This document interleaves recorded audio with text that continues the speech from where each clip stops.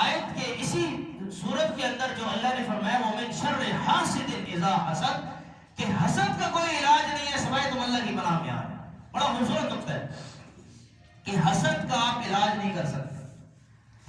اول تو آپ کو پتہ ہی نہیں کہ حاسد کون ہے، آپ سے کون کون حسد کر رہا ہے، آپ کو اس چیز کا علم نہیں ہے. پھر حاسد کی یہ کوشش ہوتی ہے کہ اب اگلا درجہ کیا ہے. اول درجہ تو وہ یہ ہوتا ہے کہ جی اس کو یہ نعمت کیوں دی، مجھے کیوں نہیں ملی. اور دوسرا یہ ہوتا ہے وہ یہ چاہتا ہے کہ اس سے یہ نعمت چھن جائے، ظاہر ہو جائے، مجھے ملے یا نہ ملے. ہم تو ڈوبے ہیں سنم، ان کو ملے ڈوبے، ہمیں ملے یا نہ ملے، کم سے کم اس سے یہ نعمت ظاہر ہو جائے. اور اس طریقے سے وہ حاسد چاہتا ہے کہ مجھے کچھ سکون مل سکے.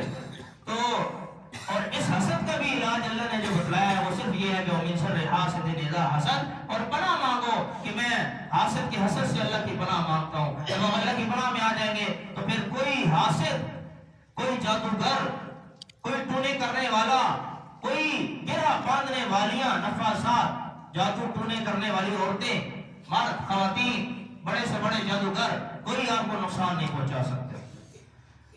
تو یاد رکھیے کہ یہ دو صورتیں، اب میں انشاءاللہ کوشش کروں گا کہ اس مختصر وقت میں یا اگلے جمعہ تک انشاءاللہ ان دونوں صورتوں کی کچھ تفسیر بیان کی جائے تاکہ ان کا مفہوم اور واضح ہو کر ہمارے سامنے آئے. جو سورہ فلق ہے اس میں اللہ تبارک و تعالیٰ فرما رہے ہیں کہ اب کہہ دیجیے کہ میں فلق کے رب سے، یعنی صبح کے رب سے پناہ مانگتا ہوں کہ جو رب صبح پیدا کرتا ہے. یہ بڑا خوبصورت قسم کا اشارہ ہے کہ جب انسان پریشان ہوتا ہے، اگر اس پر کوئی اس قسم کا معاملہ ہو، جادو کا، ٹونے کا، سحر کا، نظر کا، حسد کا، تو وہ پریشانی کے عالم میں ہوتا ہے. اور اس پریشانی کو رات سے تشبیہ دی گئی ہے.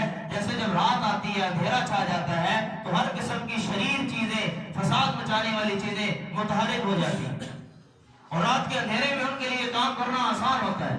اور اکثر آپ نے دیکھا ہوگا کہ جادو ٹونے والے رات کے وقت قبرستان کے چکر لگانا اور رات کے وقت یہ اپنے معاملات کرنا ایک عام معمول ہے. تو اللہ نے بڑے خوبصورت انداز سے فرمایا کہ آپ کہہ دیجئے کہ میں پناہ مانگتا ہوں صبح کے رب سے کہ جو اتنی طویل رات کو بھی صبح میں بدل سکتا ہے، وہ تمہارے جادو کو، ٹونے کو، سحر کو خدا کی قسم ختم کر سکتا ہے. اس کے مقابلے میں تو کوئی طاقت نہیں ہے. وَمَا هُمْ بِضَارِّينَ بِهِ مِنْ أَحَدٍ إِلَّا بِإِذْنِ اللَّهِ، کہ تم کسی کو نقصان نہیں پہنچا سکتے جب تک کہ اللہ کا امر شامل نہ ہو. تو قُلْ أَعُوذُ بِرَبِّ الْفَلَقِ مِنْ شَرِّ مَا خَلَقَ، کہ میں صبح کے رب سے